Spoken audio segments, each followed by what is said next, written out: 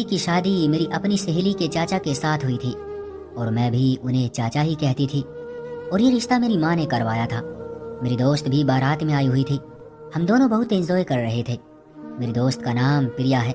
शादी की सारी रस्में तो हो चुकी थी, लेकिन अभी विदाई नहीं हुई थी।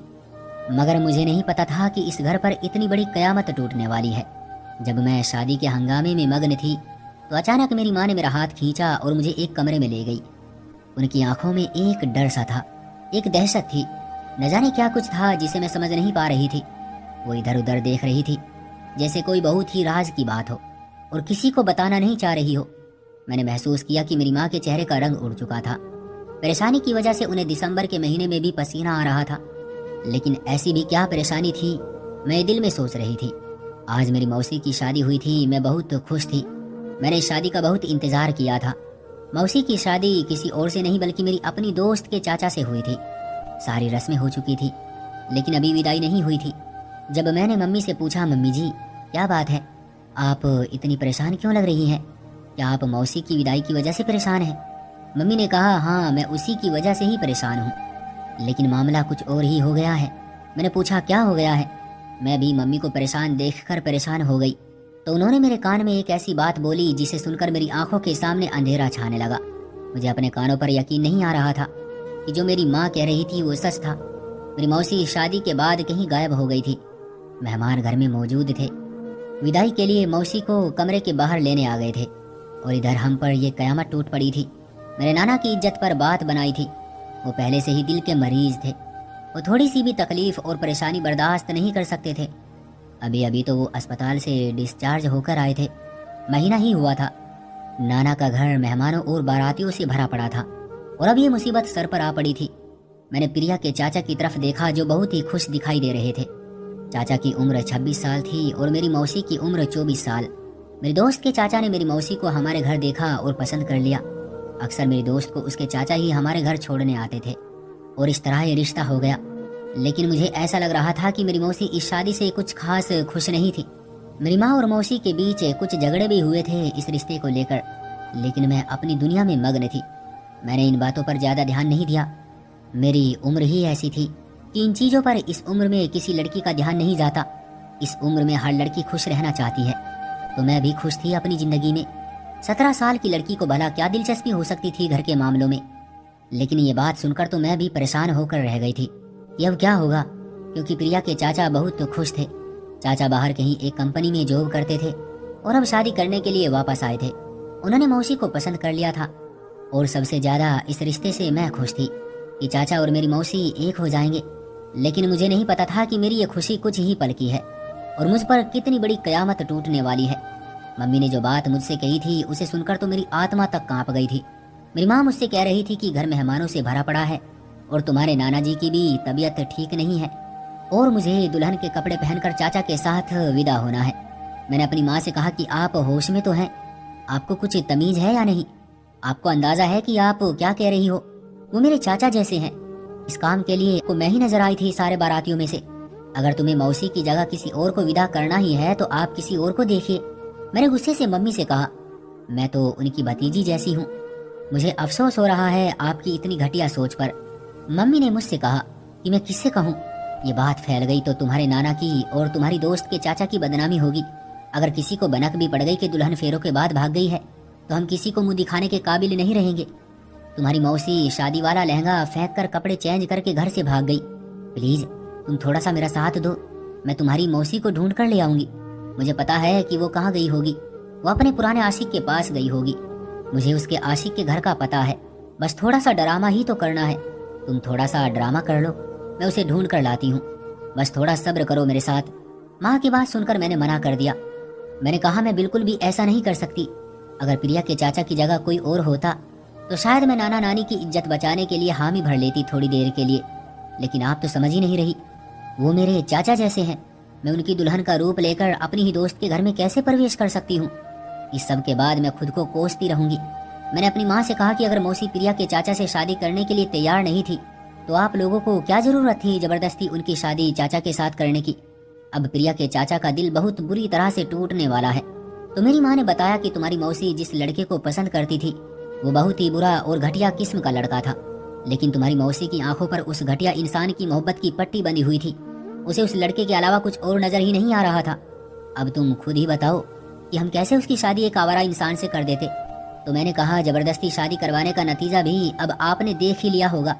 अब दोनों खानदान की बदनामी होगी, मेरे दोस्त के खानदान की भी बदनामी होगी और मेरे नाना के खानदान की भी बदनामी होगी। अंदाजा है आपको इस बात का कि प्रिया के चाचा के दिल पर क्या गुजरेगी। मैंने माँ से कहा, मुझे बहुत दुख हो रहा था। प्रिया के चाचा के लिए मुझे मौसी पर भी बहुत गुस्सा आ रहा था और नाना की तरफ से भी परेशानी हो रही थी। मम्मी ने मुझसे कहा कि सिर्फ खानदान की इज्जत की ही फिक्र नहीं है मुझे, बल्कि तुम्हारे नाना की जिंदगी की भी फिक्र है। बड़ी मुश्किल से वो अस्पताल से आए हैं, अब फिर से अस्पताल चले जाएंगे। अगर उन्हें ये बात पता चल गई तो फिर बहुत गलत भी हो सकता है। मेरी माँ ये कहकर रोने लगी और उन्हें रोता देखकर मेरा दिल भी नर्म हो गया। लेकिन वो मुझसे जो करने के लिए कह रही थी वो मैं नहीं कर सकती थी। मुझे बहुत ही अजीब सा महसूस हो रहा था। मेरी माँ मेरे कदमों में पड़ गई और उन्होंने मुझसे कहा कि वो किसी को ये बात नहीं बताना चाहती। अब नाना नानी की इज्जत मेरे हाथ में है। बाहर से आवाज आ रही थी कि विदाई की तैयारी करो। मेरा दिल जोर जोर से धड़कने लगा था। माँ ने जबरदस्ती मेरा हाथ खींचा और मुझे मौसी के कमरे में ले गई और मुझसे कहा कि जल्दी से ये लहंगा पहन लो। मैं और मेरी माँ बहुत मजबूर थे। नाना नानी की इज्जत बचाने के लिए मैंने लहंगा पहन ही लिया और घूंघट कर लिया। बाहर से लगातार दरवाजा बजाया जा रहा था कि दुल्हन को जल्दी बाहर लाओ, विदाई का समय निकला जा रहा है, सबको अपने अपने घर भी जाना है। मेरा दिल जोर जोर से धड़कने लगा। ऐसा महसूस हो रहा था कि मेरा दिल पसलियां तोड़कर बाहर निकल आएगा। दरवाजा खुल चुका था। मम्मी ने मेरा हाथ थाम लिया और सब मुझे विदा करने के लिए आ गए। मुझे बहुत अजीब महसूस हो रहा था। मुझे विदा कर दिया गया और जब गाड़ी में बैठने लगे तो मम्मी ने कहा, मेरी बहन मेरे साथ बैठेगी। इस तरह माँ ने चालाकी करके मुझे चाचा के साथ नहीं बैठने दिया। मुझे बहुत अजीब लग रहा था और अपनी किस्मत पर रोना भी आ रहा था। ये कैसी बेबसी थी हम माँ बेटी की, और मौसी ने हमारे साथ कितना बुरा किया था। उन्हें अंदाजा भी नहीं था कि वो हमें कितनी बड़ी मुसीबत में डालकर खुद अपने आशिक के पास चली गई थी। वो भी सारी रस्मों के बाद। अगर रस्मों से पहले जाती तो कोई बात भी बनती, लेकिन शादी करने के बाद क्या तुक बनती थी, ये मुझे समझ नहीं आ रहा था। सोचती हूँ कि कुछ लोग कितने खुदगर्ज होते हैं। अपने मकसद के लिए ये तक नहीं सोचते कि उनके पीछे उनके घर वालों का क्या हाल होगा। मुझे माँ ने अपने साथ गाड़ी में बैठाया। सब कह रहे थे कि बहुत अजीब लग रहा है, दुल्हन को दूल्हे के साथ होना चाहिए। माँ ने कहा कि दुल्हन की तबीयत ठीक नहीं है, इसलिए कह रही हूँ। चाचा ने भी कहा कि दुल्हन की तबीयत सही नहीं है तो कोई बात नहीं। हम लोग अपने घर आ गए थे। मेरी माँ मुझे पकड़कर चाचा के कमरे में लेकर आई। मेरा दिल बहुत जोर जोर से धड़क रहा था। अब आगे क्या होने वाला था मुझे नहीं पता था।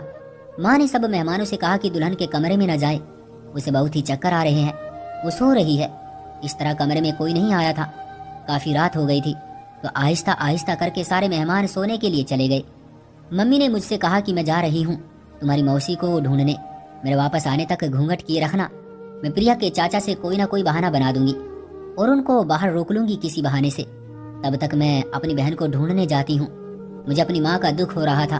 वो बेचारी कितनी बड़ी मुसीबत में फंस चुकी थी। मौसी की वजह से सिर्फ वही नहीं, हम सब भी फंस चुके थे। लेकिन किसी को ये बात नहीं पता थी सिवाय मेरे और मेरी माँ के। न जाने चाचा से क्या बहाना बनाकर मेरी माँ ने उन्हें बाहर रोक लिया था, मुझे नहीं पता था। लेकिन बाहर उनकी बातें करने की आवाजें आ रही थी।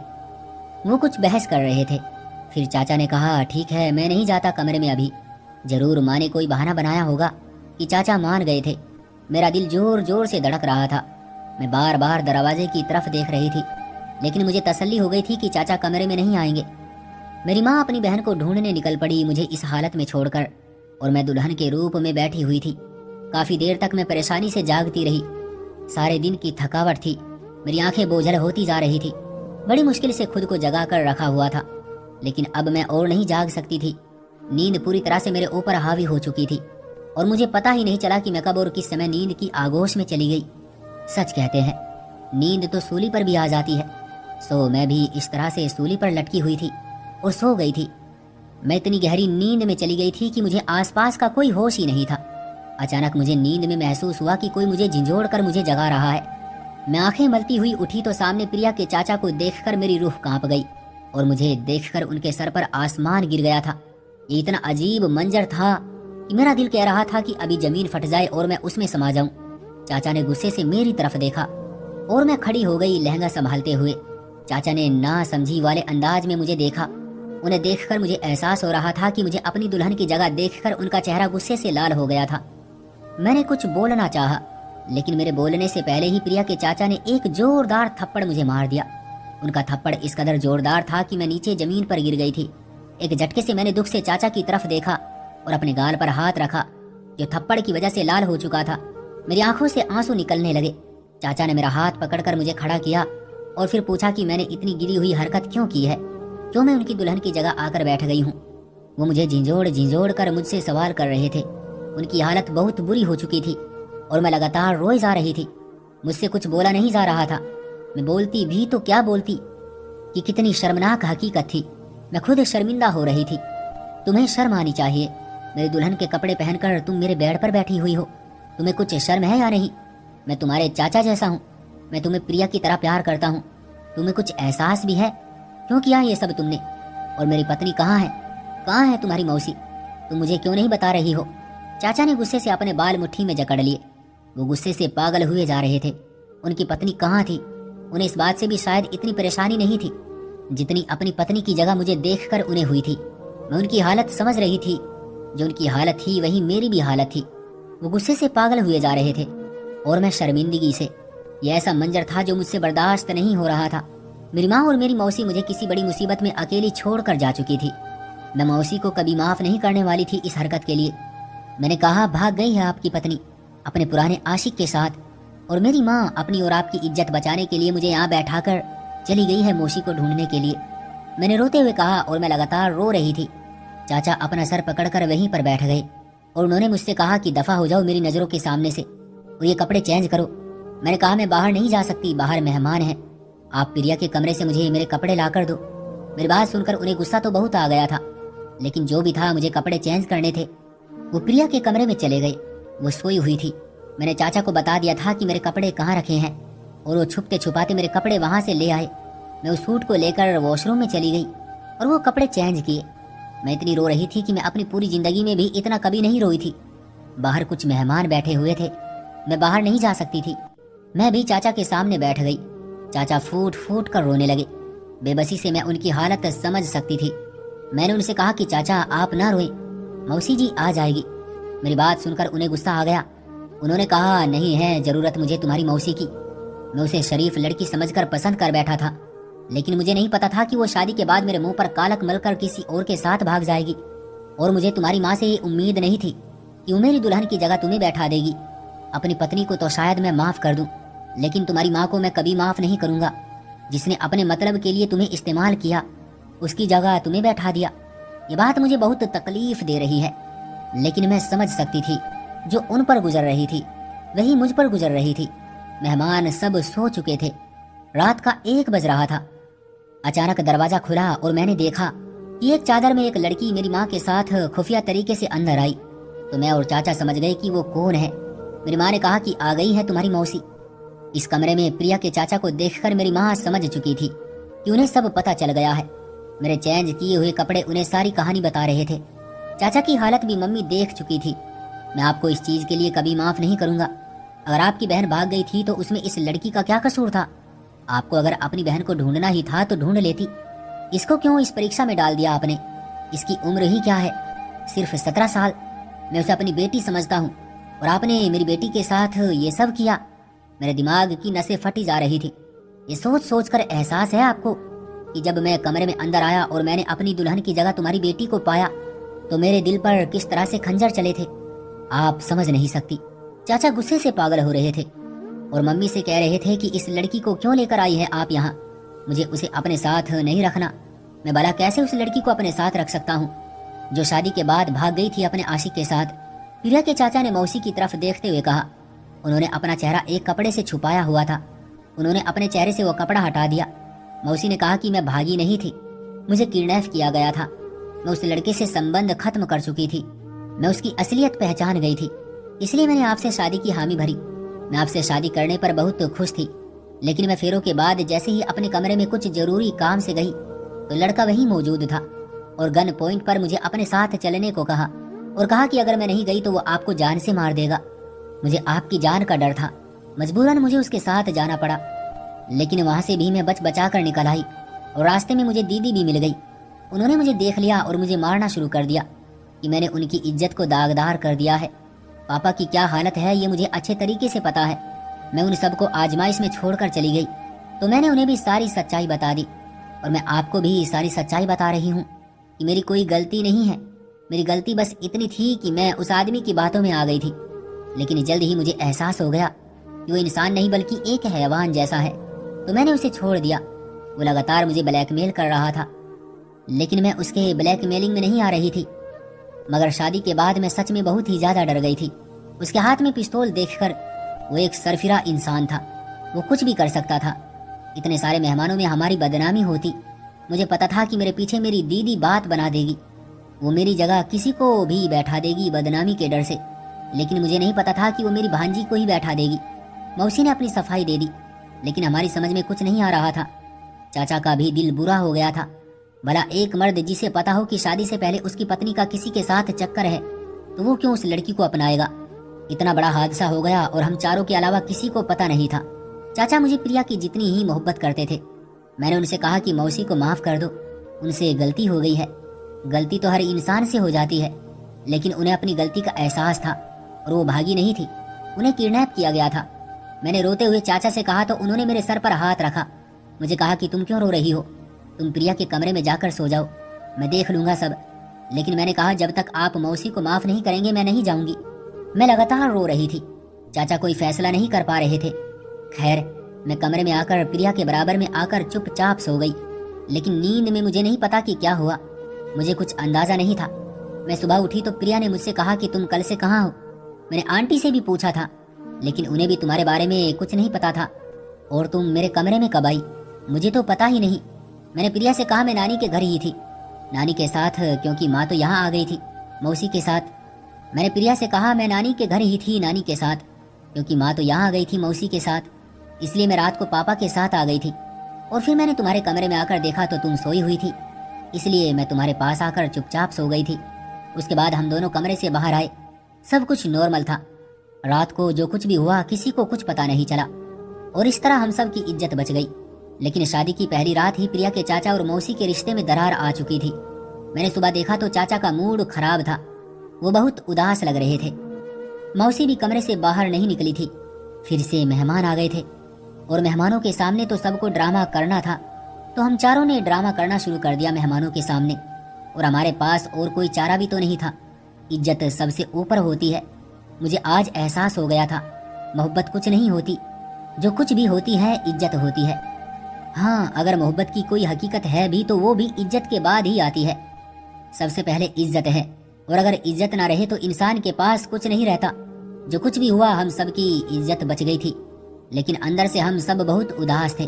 काफी साल प्रिया के चाचा और मौसी के बीच बातचीत बंद रही। वो दोनों सिर्फ दुनिया को दिखाने के लिए आपस में बात करते थे, और मौसी बताती थी कि जैसे ही सोने के लिए हम कमरे में जाते थे तो रात को चाचा दूसरे कमरे में चले जाते थे। चाचा से मौसी का वजूद अपने कमरे में बर्दाश्त नहीं हो रहा था, इसलिए वो रात को दूसरे कमरे में सोते थे।